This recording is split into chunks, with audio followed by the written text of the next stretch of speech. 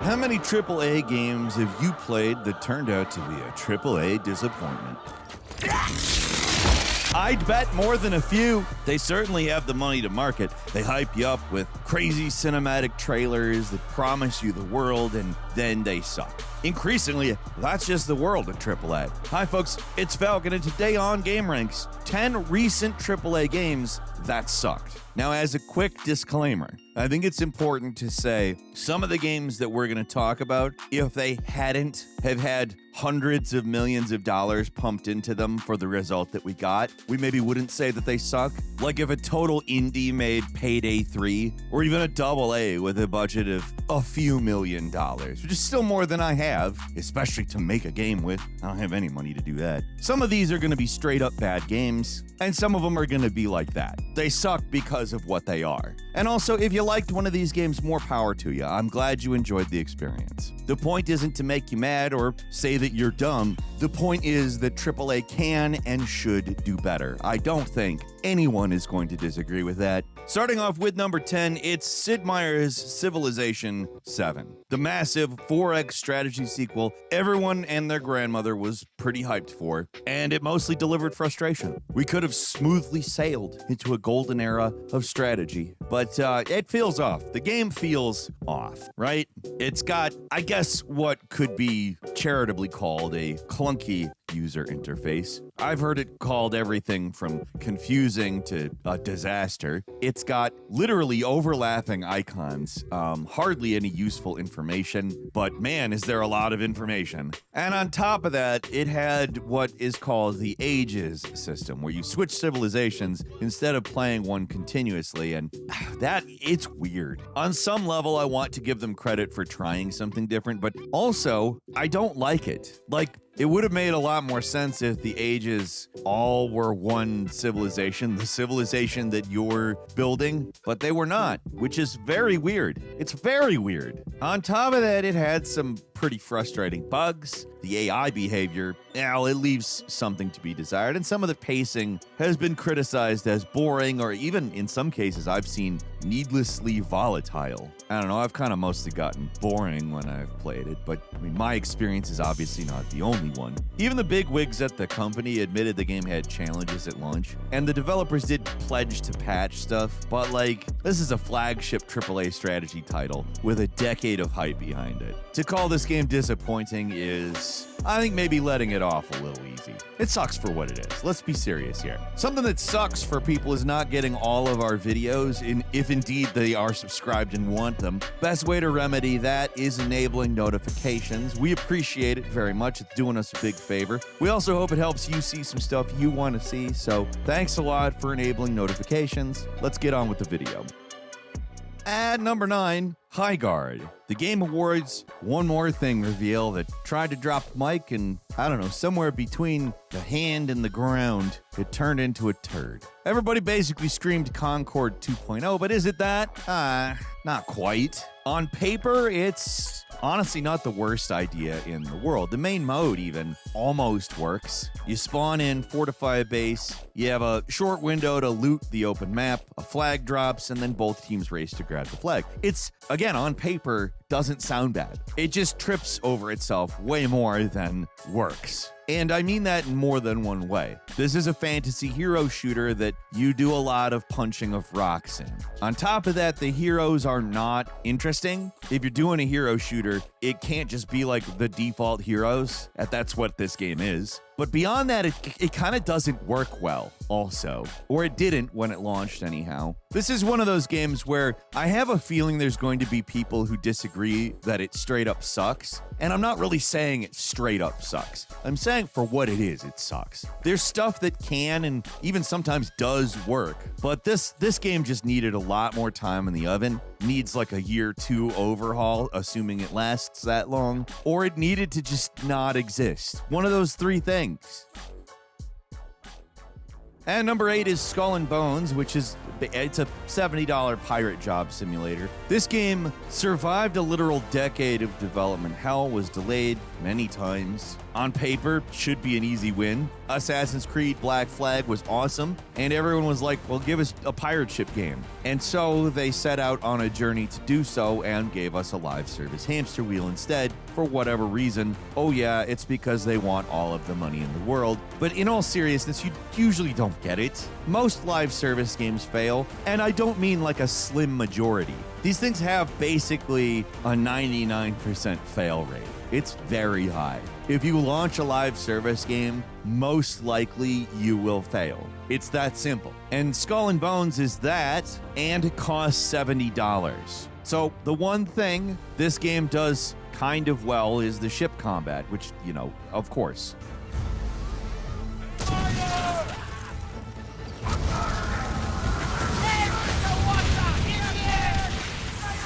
It's a streamlined, more action-focused version of Black Flag, but I mean, that's not really a lot of the game. It's one part of the game. It's why you're buying the game, but like you do a whole lot of walking around and doing nothing in Skull and Bones. And this is a game where I would even say that there are people out there that enjoy it. Oh, casual pirate world of warships. I guess that's fine. I wouldn't call it unplayable. I wouldn't even call it broken. But this is a game that they developed for 10 years and released for $70. And the best I can say for it is that it kind of feels like an early access game, like early in the life cycle where they've got something done, but like there's a lot more to do. If you enjoy it, I don't mean to shit on you or anything, but that's not what we were supposed to get.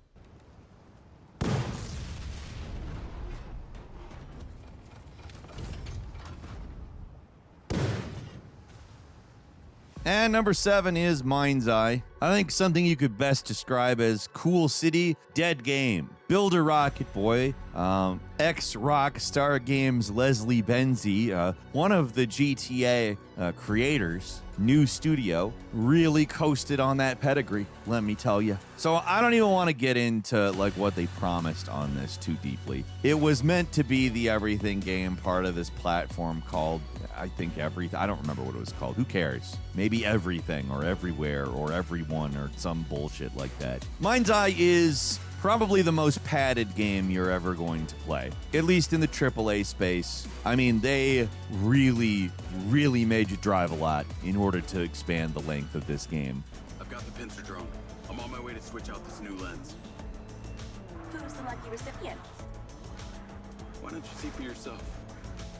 Because they knew if you bought this game, you were going to be disappointed with the amount of content. So why not try to make it seem like there's more content by making the game longer, which doesn't actually do that. Nobody has ever played a game in which you add more boring stuff into the game and go, oh, I'm glad that game was longer. No one. It's never worked. I don't know how Leslie Benzies, a guy who literally has been involved in some of the best games of all time, some of the most detailed and crazy projects that have ever happened, doesn't know that, which makes you understand that he probably does know that and just hoped that people would give him a pass. This is a $60 linear action game that doesn't do linear action game very well. It also launched with some pretty bad performance. They did patch it on consoles and it works better, I guess. But who cares? The problem really isn't the bugs. Clearly, the money went into making this beautiful, amazing city, and then there wasn't any more money. It is a very cool Las Vegas, and to some extent, that actually makes it worse, in my opinion, because you see all of this potential around you at all times, and you can't go there generally because it'll kick you out of your mission, and even if you could, there's nothing happening there, because the game is just this linear action game that traverses through this beautiful city that should have been. And number 6, it's Suicide Squad Kill the Justice League. Probably the boldest subtitle in AAA history, and wow, is it a routine nothing game. The team behind the legendary Batman Arkham series, Rocksteady Studios, gave us a co-op looter shooter set in allegedly the same universe, although it's a multiverse plot, so is it really? The idea is that you hunt down brainwashed members of the Justice League. Spoilers, they were clones of some kind. I don't really remember the exact details. But also, you don't care if I spoiled that for for you because why does it matter? It doesn't. If there's one thing that you have to give this game, it's that it has some pretty good traversal. Harley's kind of an off-brand Spider-Man. Deadshot's got a jetpack. It's pretty cool, although it's limited in a certain way. King Shark jumps around. Captain Boomerang Speed Force teleports. Probably the most fun is Captain Boomerang Speed Force teleport. That's freaking fun once you get the rhythm down. I don't think I like catching up like this. I see you accessed my vault. What are you going to do with that kryptonite? But movement alone does not a game make. Your missions are generally protect this car, protect this payload, stand in this zone, kill X amount of enemies using Y weapon, protect another car. By the third, escort the slow vehicle objective. I don't know how you're not bored out of your mind. And that sounds like endgame stuff. It's not. It's the game. Now, I don't want to get into talking about how everybody hated the story of this game. Everybody found it very disrespectful to the characters, and frankly, I don't subscribe to that theory. I think the thing that is disrespectful to the characters is not that they did this story, it's that they did this story badly. If you did this story good, like the story was told well and the game was fun all the way through, I'm sorry, but I think that's great. I think that doing that kind of a bold move and doing it correctly is something to commend, but that's not the case here. And it's hard for me to even blame Rocksteady. They were one of many studios that was forced to make a game that they clearly didn't want to make, and you can just feel it every moment along the way. Speaking of live service crap the studio was made to do that they clearly didn't want to, number 5 is Redfall. I would say pretty much the poster boy for that type of thing. Now, Redfall is a game that Arcane Austin was forced to make, first by Bethesda, who was trying to get acquired by a larger company, and having a live service project on the books seemed to be a great idea, and then just as Microsoft bought it and the people at Arcane Austin hoped were going to cancel the game because it seemed like a stupid project, Microsoft continued to force them to work on this game. Over the course of development, there was a 70% turnover in Arcane Austin's staff. 70% of their staff just straight up left. I don't think I need to tell you what kind of job market we live in. If you are an adult, you know. Especially if you're an adult trying to buy video games in this job market. But an adult working in video games has, no incentive to ever just leave a job. It has got to be much harder to get a solid, steady job in the games industry. They lay people off pretty willy-nilly in the gaming industry. It's happening all the time. Developers get blamed for stuff that, frankly, they have no control over. Redfall is kind of the ultimate that. Again, Arcane Austin was closed after Redfall. Redfall sucks. Like, not relatively speaking. This is an empty nothing game. There are so many places where the effort that you would see in an Arcane game is just not there. Insert famous look down the chimney shot. And I can't even blame them. When I get mad about this game, I'm not mad at Arcane Austin. I'm mad at all of the assholes that forced them to work on this game. This game shouldn't exist. It's dumb, it's empty, and while there's little pockets of cool things that exist purely because it's Arcane that worked on it, of course, somewhere that's going to exist. There's some cool vampires, there's a little bit of cool world building sometimes, but it's all just buried under awful repetitive missions and just a complete lack of life. It's a generic looter shooter that doesn't even do generic looter shooter well. I see.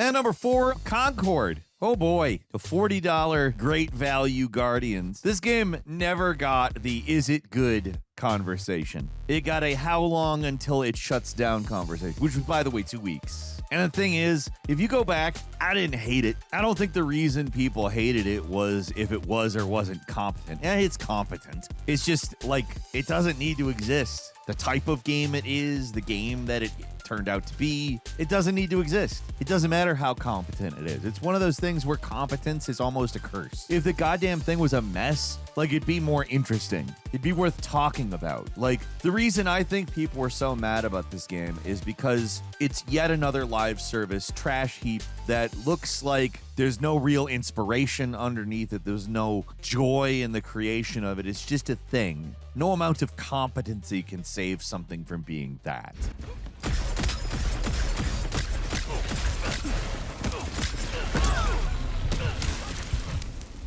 Gotta fall back for some healing.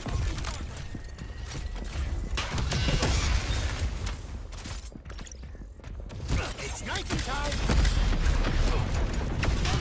And number 3 is Forspoken, developed by Luminous Productions, published by Square Enix. $70 is worth 1,000 words, isn't it? Almost every one of those words, however, makes you go, did she really just say that? Like, it's a game that is badly written, and I don't think any amount of good acting could have saved it from that. I'm not even saying it was good acting. I just don't feel like attacking the actors makes sense here. That game was written in a way that nobody could have performed well. If you had to say those lines, you are gonna sound like a dumb idiot. Yeah, okay, that is something I do now. I do magic, talk to sentient cuffs, kill jacked up beasts. You know what? I'll probably fly next. Now you're just being ridiculous.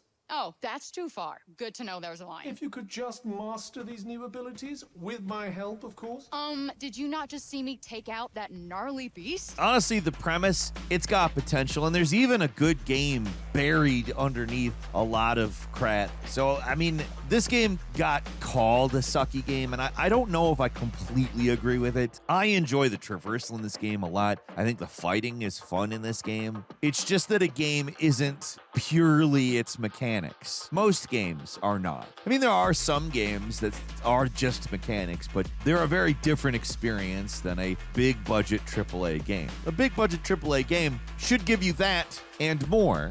Like, we play these games for emotional investment as much as we do the excitement of a good fight or exploration in an open world that is done right or something like that. There's enough good about this game that I would recommend it at a heavily discounted price. Heavily discounted price. As a AA game, I would almost even say this would work. And I'll bet you that it wouldn't have all the Marvel crap banter if a AA studio made it. I also think a AA studio wouldn't have made the same mistake with the open world. The open world's very big. A AAA studio seems to feel pressured to have big open worlds, but it's also a really empty open world. I think if a AA did the same thing, it would have ended up being small. Like, let me tell you the problem. This game became a punching bag because it wanted to be two very specific things that are, to be frank, at odds. It wanted to both be a serious fantasy epic and a fish-out-of-water comedy. You can't do both of those things. You can do a fish-out-of-water fantasy dramedy that does exist, but the way that it does both of those things, the way it swings so wildly between them, it's not that. It's not that hybrid that you, in theory, could do. It instead performs these things as very discrete, different tones that it swings between, and that does not work. Honestly, this is a game that's good enough that I wish that it was a AA game, because I feel like that restricted scope would have changed a lot of the decisions that were made, including most of the ones that are offensively bad.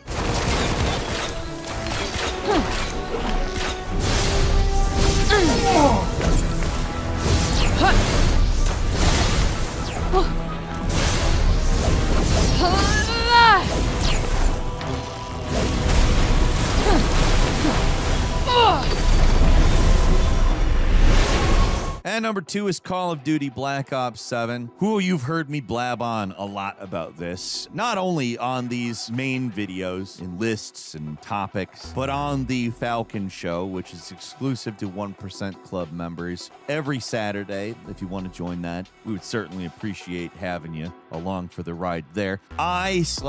We have savaged this game, and with good reason. It sucks. If there's any game on this list that I feel comfortable just bashing, it is Call of Duty Black Ops 7. But it's also the perfect example for why live service games are not what people want, they're not what people focus on, and they're not what people care about. Because in all seriousness, if you like the live service stuff in Call of Duty games, Call of Duty Black Ops 7 is fine. There is nothing worth any special outrage in Call of Duty Black Ops 7 if that is the perspective you are approaching it from. And so, given the fact that the outrage about this game is so much more wide-reaching than that, one must make the assumption that the single-player campaign actually matters more than anything else regardless. Like, if you guys want to make money off of the live service stuff that you do fine, and that people who like that stuff like just fine, if you want to not have your reputation tank over the course of a year and sell a fraction of what you normally sell with this franchise, you have to make a good campaign. The campaign is the thing people talk about when they talk about the game, even if the thing that they spend much more time doing is the live service stuff. We have endlessly cited research that shows most people who play video games prefer single-player games, and so given that Call of Duty comes with a single-player game, you have to assume that is the thing that people primarily care about and will talk about. And so, Call of Duty Black Ops 7 gives you one of the worst, if not the worst, Call of Duty campaign in existence. It is so bad. It is so painful to play through. It is just excruciating, every moment of it. It is like what I have to imagine walking through that microwave room in Metal Gear Solid 2 is like. It's awful. I hate it, and I don't even want to talk about it anymore. Bomb's coming out!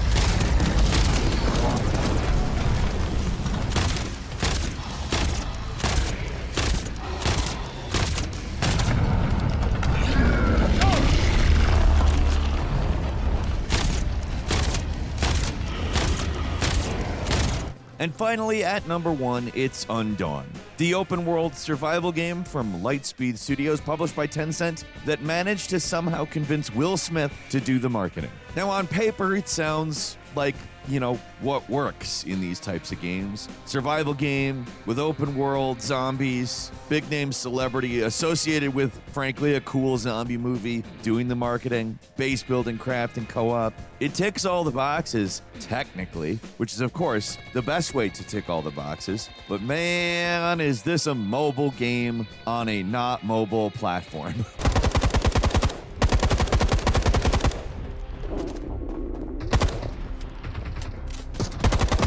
In every way, this game feels like you're supposed to be doing touchscreen stuff. Doesn't matter what platform it is. Doesn't matter if there's traditionally a touchscreen on that platform. On PC, it feels like you are playing something that is designed for you to be tapping. And in every way, it's kind of one of those games where it just wears through your energy as quick as it can, and then has various counters that hopefully get you to come back because, something's gotta happen, right? I don't know. I never felt like I needed to go back to that game a single time. I tried it. It's bad. And I'm not even gonna lie. The open world itself could be cool if a better game was inside it, but it's not. It's just a million systems, currencies, and menus that you nonstop have to interact with. And again, it just straight up feels like it's supposed to be a mobile game. Hey, that's everything for today. What do you think? Leave us a comment. Let us know. If you like this video, click like. If you're not subscribed, now's a great time to do so. We upload brand new videos every day of the week. Best way to see them first is, of course, a subscription. So click subscribe. Don't forget to enable notifications. And as always, we thank you very much for watching this video. I'm Falcon. Join the 1% Club. It gets you the Falcon Show every Saturday. We have an absolute blast there. I think it's a great show. And the feedback we've gotten is that people enjoy it quite a bit. So we'll see you there